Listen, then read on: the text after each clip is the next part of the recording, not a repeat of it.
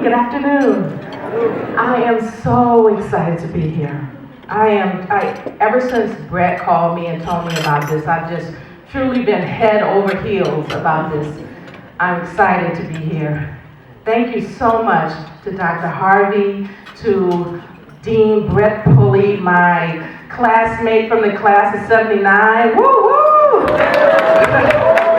And to the Committee for the Black Family Conference. I'm truly excited to be here.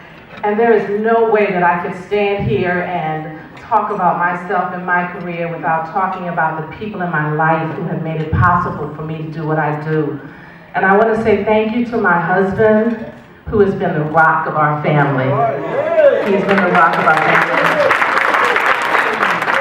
And to my children, Cheyenne and Barrington, who are here, who are the apple of my eye. I love you dearly. They have supported me so much. My family has they take care of their mommy. They allow me to travel without too much complaining. And I thank you so much for being there for me. And I also want to say thank you to my family that are here. They've traveled from Washington, D.C. area, and I have friends.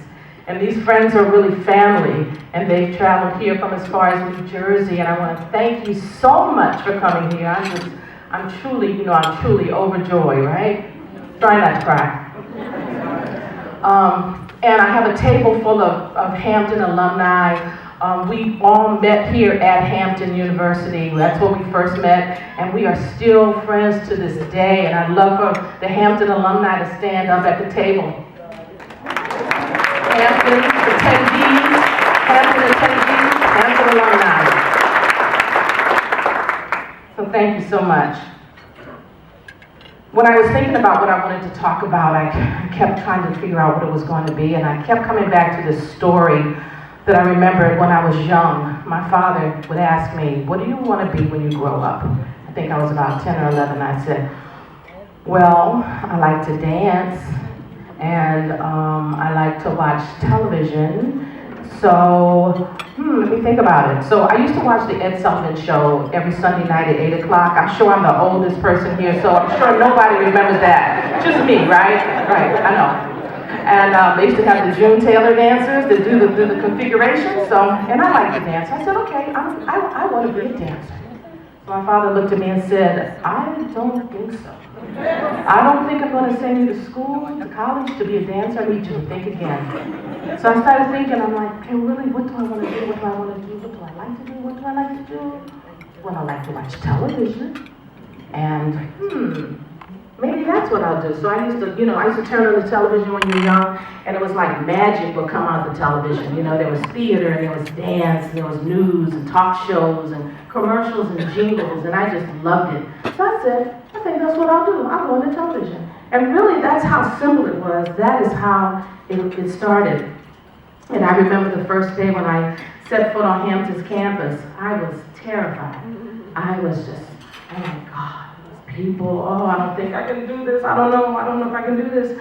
But after a couple of weeks and meeting some amazing people, it was great. And I especially fell in love with the media department.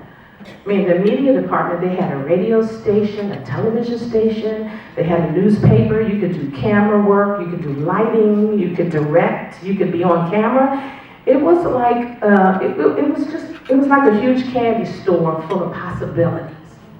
And I was in awe of it. I mentioned my father earlier, and that's because it's impossible for me to stand on the stage and talk about my dad, about myself without talking about my dad. He passed away a few years ago at the age of 88. But one of the things he used to tell me all the time was, whatever you do, be the best you can be. And I don't care what it is. Be the best you can be. I don't care if you clean the streets for a living, which is an honorable profession, but be the best at it that you can be. So, based on that message, I have a message here for the millennials. I have a nephew who's at Hampton now, who's a senior, and I have a nephew who's at the Delaware State, who's a freshman. And so really this message is for the millennials. Be passionate. Your passion is your fuel. When people tell you that you can't do something Your passion will make you go back and try it again until you get it right. When you tell yourself, and you know sometimes we will tell ourselves that we can't do something, and it will keep you from doing what you want to do. Your passion will keep you from giving up. Your passion will make you go to work 2 hours early and stay 2 hours late just because you want to. When I got my first job at WETA coming out of college, I was so excited to have a job in my profession. And they would actually tell me, Lynn, you can go home. We will be here tomorrow. Okay. Really, I have to go home? So when you're passionate, you draw opportunities to you, and they keep coming your way. Have you ever decided that you wanted to do something, and before you know it, you're on the bus and you run into somebody, you start talking, and they say, oh, I'm majoring in television. You go, I'm majoring in television too. Or you find out that a friend of yours that you've known for years, they have an uncle who owns a business. It's the same business that you want to go into. If things just constantly keep coming your way when you're passionate about it, you're putting out this excitement about what you want to do. You have a love for it. And it's basically almost coming out of your pores. It's your heart's desire. And you can't contain that. And people can feel and see your enthusiasm. Some people call it a law of attraction. I'm going to tell you a quick story. When I first got out of school and I had a job at the WETA, the PBS station, and I was a secretary back then. And we were working on a show called From Jump Street, A Story of Black Music, and I was loving it. I was working in my field. And there were 2 buildings. One building, you did all of the preparation work, pre-production. It was like, writing scripts and things like that. And I was the secretary. I was excited. But when it came time to actually do the show, they moved to another building. So everyone moved, and I was the only one there answering the phones. And I was so upset that I'm not over there in that building. But I wanted to be. And so after a couple of weeks, I heard someone in the hall talking about, we have a big problem over here. We're going to have to do something about this because we're losing money. The caterer keeps coming. He's putting the food out for the people, for the crew to eat. And people keep walking by and eating the food.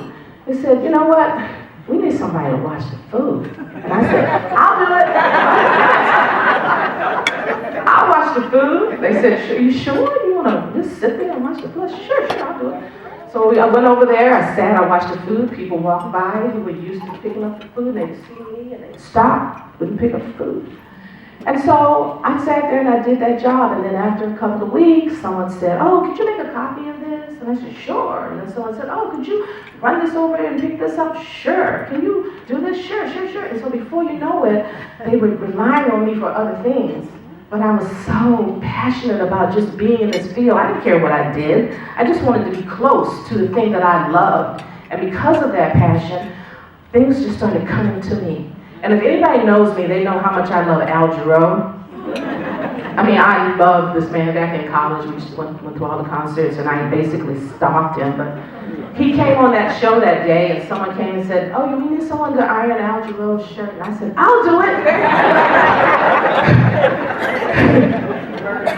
So what I'm saying is that for me, it was television.